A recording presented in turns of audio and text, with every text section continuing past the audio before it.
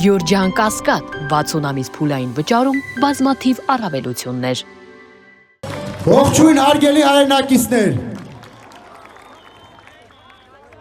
Շատ ուրախ եմ այս հավաքի համար, չնայած շատ շատերիդ այս քարոզարշավի ընթացքում հանդիպել ենք եւ միասին ենք իրականացրել Հայաստան դաշինքի քարոզարշավը։ Քարոզարշավին մնաց մոտ 5 օր, այնուհետև մյուս կիրակի օրը ամսի 7-ին տեղի կունենա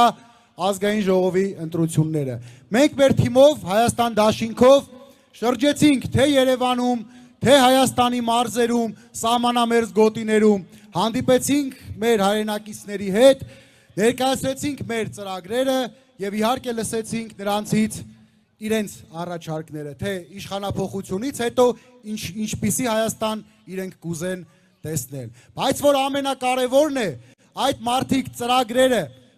բոլոր լսելուց հետո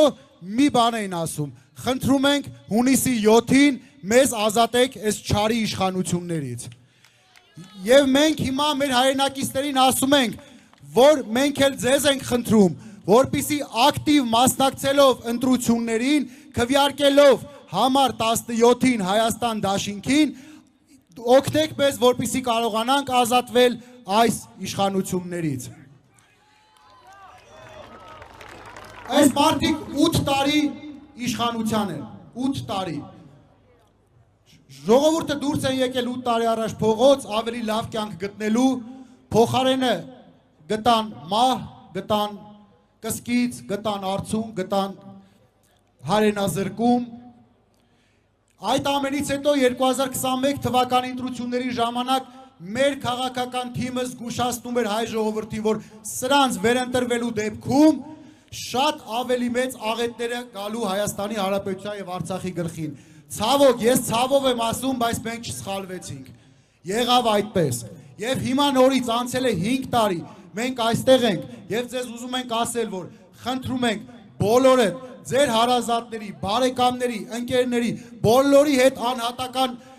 խոսացեք, զրուցեք, բացատրեք, որովհետև շատ մարդիկ, ես տեսնում եմ, որ դեռևս սրանք դեռևս հավատում են այս չարի իշխանություններից։ Այս մարդիկ ստով եկել են, ստով կառավարել, հիմա նորից էլի ամեն օր Երևանում, մարզերում շարունակում են ստի քարոզարշավը։ Ասում են, եթե իշխանափոխություն լինի, պետական աշխատողներին հեռացնելու են աշխատանքից, եթե իշխանափոխություն լինի, զինվորականների աշխատավարձերը կրճատելու են։ Ես ուզում եմ ասեմ, որ ճիշտ հակառակը, զինվորականների աշխատավարձը էակպես բարձրանալու է։ Սրանք ասում են սահմանամերձ գյուղերում, որ պետական ծրագրով մարդիկ տուն են կառուցում, որ իշխանափոխություն լինի, նախ այդ ծրագիրը չի լինելու, երկրորդն էլ այդ պետությունից ստացած գումարները հետո տոկոսով հետ եք վերադարձնելու։ Ես ուզում եմ ասեմ, որ նախ շատ ավելի մեծանալու է ծավալները սահմանամերձ գյուղերի բնակարաններ սարքելու պետական աջակցությունը եւ իհարկե ֆինանսական չափն է մեծանալու։ Այսինքն, տեսեք, այս քարոզարշավի ընթացքում բացի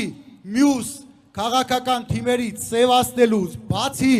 այս ինչին բռնելուց, այն ինչին պատին տալուց, չգիտեմ, սրա տունը խլելուց, նրա մեքենան խլելուց, որևէ ծրագիր, որը կապ ունի Հայաստանի Հանրապետության հայկականության հետ, այս մարդիկ դեռևս չեն ասել, հակառակը իրենց ծրագրում գրել են մեզ տվեք քվե, քանդենք եկեղեցին։ Մեզ տվեք քվե, հանձնենք, քյարքին էլ հանձնենք, չգիտեմ, իրենց ասածով բարխուդալուն էլ հանձնենք, սոֆուլուն էլ հանձնենք։ Պետք է հունիսի 7-ին թույլ չտանք այս ամենը։ Դուք լավ գիտեք։ Լավ գիտեն նաև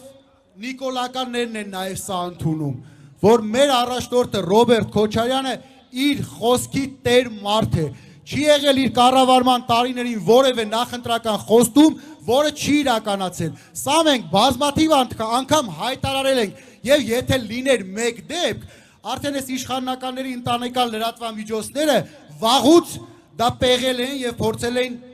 մեր դեմ որպես հակաքարոզ ներկայացնել։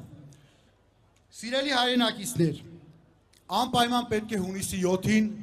մասնակցել ընտրություններին։ Պետք է մասնակցենք, որ այլևս ձեզ հունիսի 7-ից հետո ոչ մեկիդ ինչ-որ մի մոլագար փողոցում չտեսնի ու հարց չտա, թե ինչի չես զոհվել։ Ես ուզում եմ հիմա ասեմ, ինչի ձեր ԿՊ-ականներից, դուք հայ եք, ես չեմ ասում ձեզ ինչի չեք զոհվել, ինչի որևէ մեկը մասնակից չեղավ այդ հայրենիքի պաշտպան, ինչի որևէ մեկը չվիրավորվեց, շատ թեթև չվիրավորվեց, որը դուք չեք զոհվի, չեք վիրավորվի, որովհետև ոչ մեկը այնտեղ չեք եղել, ոչ մեկը։ Դուք պետք է մասնակցեք ընտրությունների, որ հունիսի 7-ից հետո Հայաստանի Հանրապետության գյուղացին բերքի մթերման եւ արտահանման խնդիր չունենա, որ Հայաստանի Հանրապետության ուսանողները ունենան անվճար կրթություն, իհարկե բարձրագույն կրթությունը եւ միջին մասնագիտական կրթությունը։ Չեմ ուզում երկարացնել եւ ձեր համբերությունը շարաշահել, բոլորիդ եւս մեկ անգամ կոչ եմ անում եւ խնդրում, որպեսզի բոլորս միասին իրար թև ու թիկունք ուսուսի տված հունիսի 8-ին նշենք Հայաստանի Հանրապետության ազատագրում այս թուրքական իշխանություններից։ Շնորհակալ եմ շատ։ Հունիսի 7-ին համար